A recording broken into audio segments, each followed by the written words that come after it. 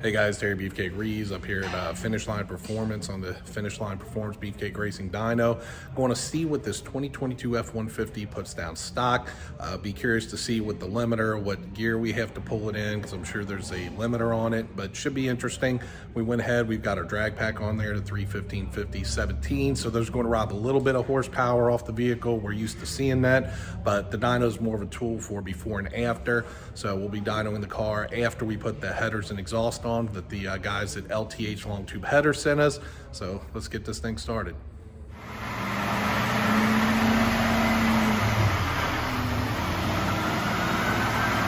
Well, we shouldn't need to wear earmuffs since the exhaust is bone stock right now.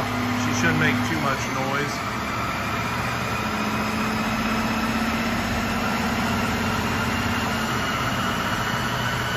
Again, we do have the drag pack on here, so these 315/50s will rob a little bit of horsepower, but again, the dyno is just a tool for before and after.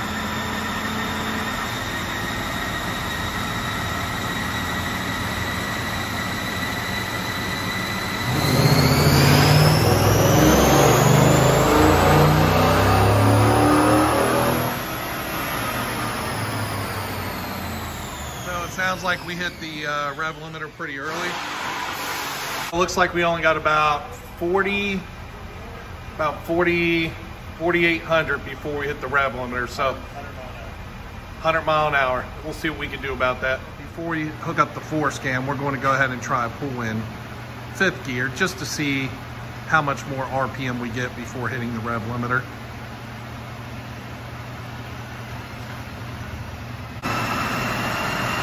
Now, fifth gear will manipulate the numbers some.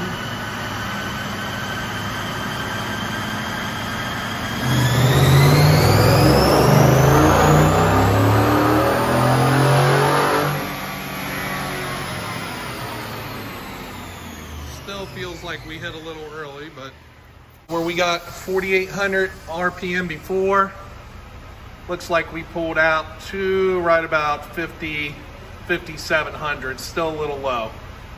Actually reads higher numbers with the lower gear. Normally it's going to read a little bit lower actually, so sometimes you make a couple pulls as it warms up, you actually make a little bit more power.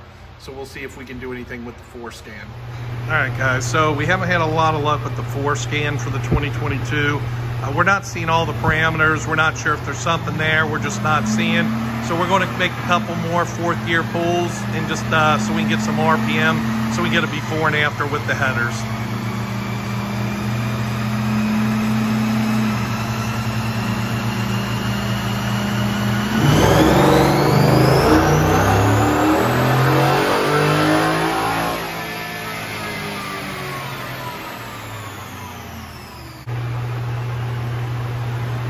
And we'll do another back-to-back just to get our third pull.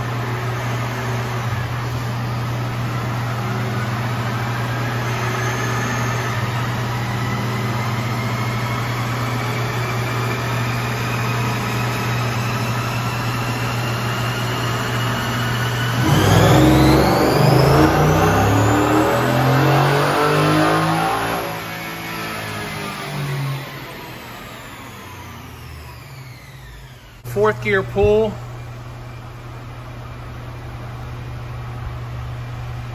Basically you're seeing 348, 344, 351. Torque is in the 360s all the way around. And we're getting right about, fourth gear, we're getting right about 6,700 RPM. I mean, the pulls are very close all the way through. So at least it'll give us a baseline. And I'm gonna go ahead.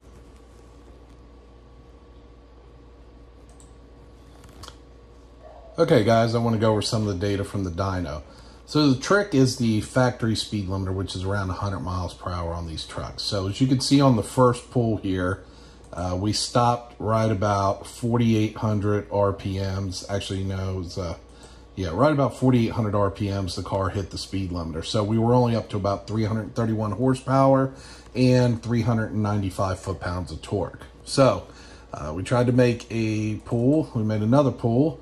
And this time we pulled in fifth gear. Now, seventh is your 1-to-1. 6 isn't even 1-to-1, but it'll get you more horsepower.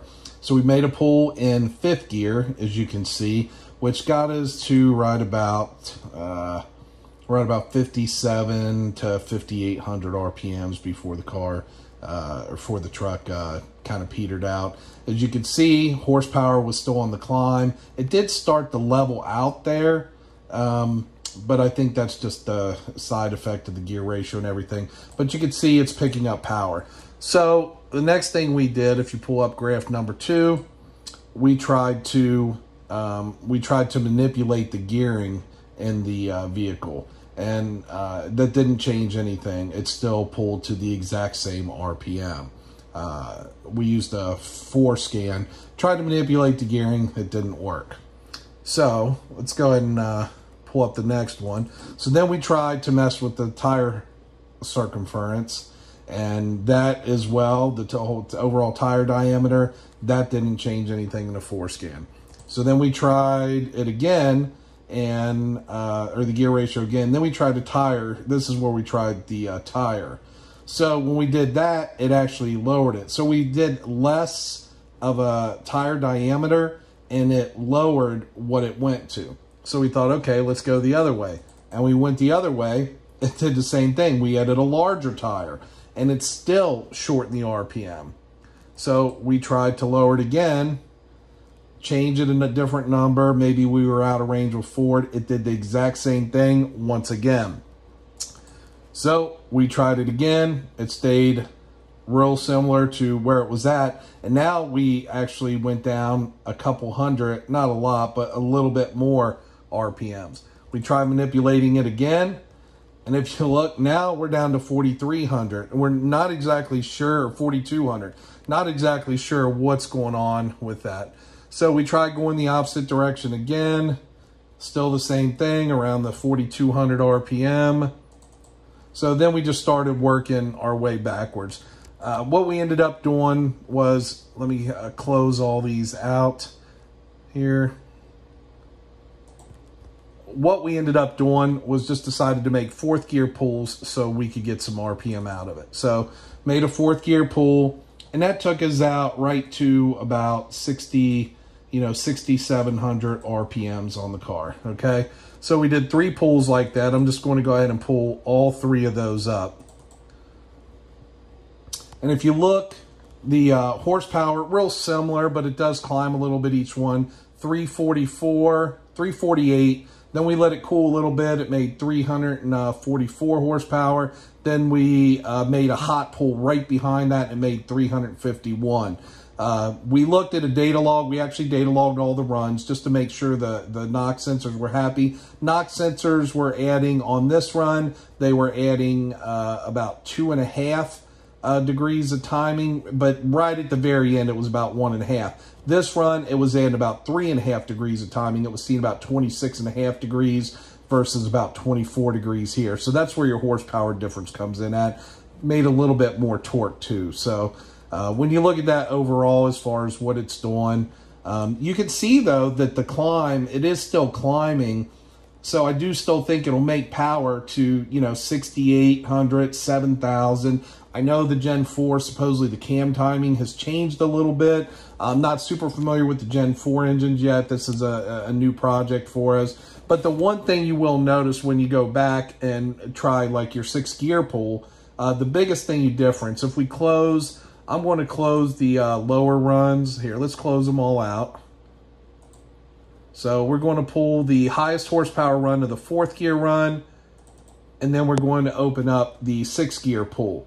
Now, the gear manipulation always reads lower on the dyno, so you're not really getting a true reading. A 7th gear pull with the rev limiter, like an untuned vehicle with the rev limiter pulled, would give you a true indication.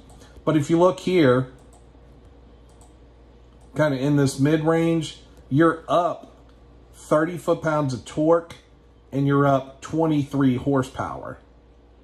And that's with 6 gear. So if you keep that climbing out, I think that would translate through the entire RPM range. I think that's going to hold out almost the entire RPM range. I think you're going to see that. So once we can get a tune on these and pull them out, we'll have to watch the drive shaft, because the drive shaft's going to be spinning pretty hard at that point. But it gives you a good idea. Again, here, so peak horsepower we saw was 300 and right around 351 horsepower, but I think it had a little bit left in it.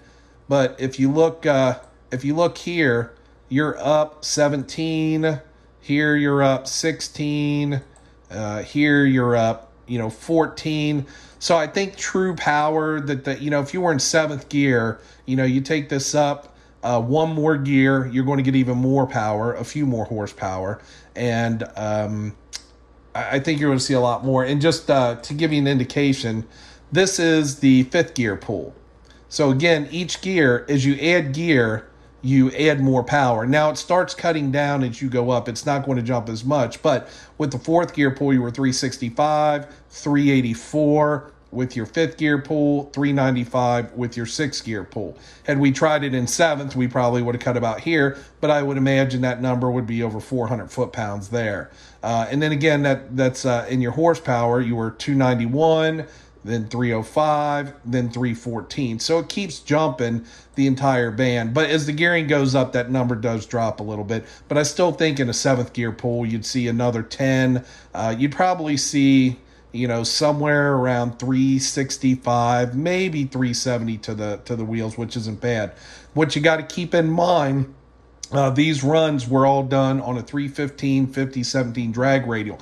That drag radial is going to rob 20 to 30 horsepower as well. But that's what we're going to be running the vehicle on. It's going to rob horsepower on the dyno. I'm not too concerned with that. My biggest concern is the before and after numbers, especially as we add headers on the vehicle. We'll still make a pull early on. When we get the headers on, we're going to make a pull, in 6th gear, and then we'll make probably a pull in 5th gear, and then we'll make a few 4th gear pulls. And just make sure, so we're giving kind of an accurate reading across what the headers pick up. That we're doing a full system from the guys over at LTH and Long Tube Headers. George Ramore over there hooked us up with the full system. But this gives you a good idea of what the truck does, and hopefully it helps some of the guys that don't understand the difference when you dyno a car or truck in a lower gear, how it affects the horsepower. But again, as you go up each gear, and we didn't even try a 7th. A 7th might be fun just to pull it to 45, just to see, kind of how much more horsepower and torque it makes. And once we do the headers, I may decide to go ahead and do that, just a little pull, just for the heck of it. But again, this gives you a nice idea. Hopefully that helps, gets to see the numbers. And so for those that wanted to guessing with 4th gear, we had 351 rear wheel horsepower, 366 foot-pounds. Again, that's on a big drag radial, so that's robbing some power out. But again, a dyno's just a tool. Don't get too hung up on numbers. What the car runs at the track, that's the most important thing. I get guys all the time, they'll vary 30 to 40 to what they see online, and what matters is the mile an hour you're running at the track, how everything runs, and how it performs. So that's really what matters. Getting some data logs where you can see the timing, see your fuel quality.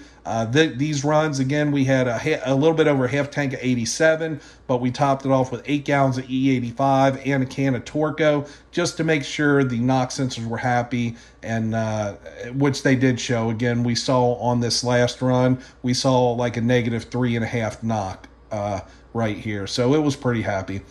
Again, that's the results of the dyno. Hopefully that shows you guys something. Stay tuned to the build. We're going to be doing lots of cool things. A Vortec kit. We'll end up with a 4 fuel system on it for E85. Long tube headers, VAS lowering kit. The guys at FIC sent us some injectors. We got stuff coming from Cervini's, the cow hood. Weld already sent us some wheels. We got some rear wheel well liners from the guys over at Rough Country. Access hooked us up with the tonneau cover. So all kinds of things that we'll be doing on this. Corbeau seats. Guys at Corbeau's took care of us on some seats. So it's a pretty exciting project. We're looking to have some fun with it. So stay tuned to the channel and our page for all the updates and all the upcoming updates with the tuning. Thanks again.